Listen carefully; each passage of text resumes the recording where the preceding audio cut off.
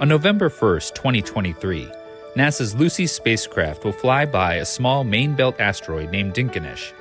This flyby was added to Lucy's list of targets in January 2023. There will now be 10 asteroids that the Lucy mission will explore on its record-breaking tour. Dيnكينيش will be the smallest main belt asteroid to have ever been well imaged by a spacecraft, registering at only about a half-mile in size. The primary purpose of this encounter is to test the spacecraft's terminal tracking system, which will keep Lucy's instruments pointing at the asteroid as it flies by at 10,000 miles per hour. This test may prove crucial to the overall success of the mission.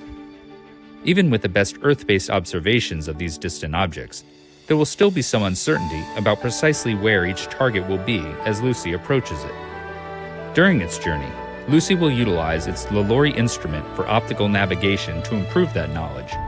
But uncertainties as large as 100 miles may still remain. If nothing was done, the science instruments could completely miss the asteroid during the closest approach. It's for this reason that Lucy uses the terminal tracking system to image the Trojan targets in the final hours of an approach, and to autonomously update the spacecraft's onboard knowledge of the location of the asteroid in space. This, in turn, allows the instruments to aim with precision, which will facilitate better imaging and measurement of these small bodies. The Dيnكينيش asteroid presents the perfect opportunity to test this system. The geometry of this encounter, particularly the angle that the spacecraft approaches the asteroid relative to the Sun, is very similar to the mission's planned Trojan asteroid encounters. This allows NASA to essentially carry out a dress rehearsal under similar conditions, well in advance of the spacecraft's main scientific targets. It's also a full year and a half earlier than the already planned Donald Johanson asteroid encounter, which will serve as a more intricate and complex test of the spacecraft's systems and instruments. And since Dيnكينيش is much smaller than any of the Trojan asteroids that Lucy will be collecting data on, this test is meant to challenge the terminal tracking system's capabilities. It's likely that the system will lock onto Dيnكينيش for only a few minutes before closest approach, compared to the hour or more it will have for the Trojan targets.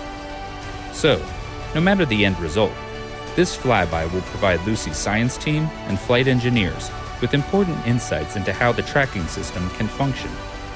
After the encounter with Dيnكينيش, Lucy's orbit around the Sun will bring it back towards Earth for its second gravity assist in December 2024. That assist will send the spacecraft off to meet its main objectives among the Trojan asteroids.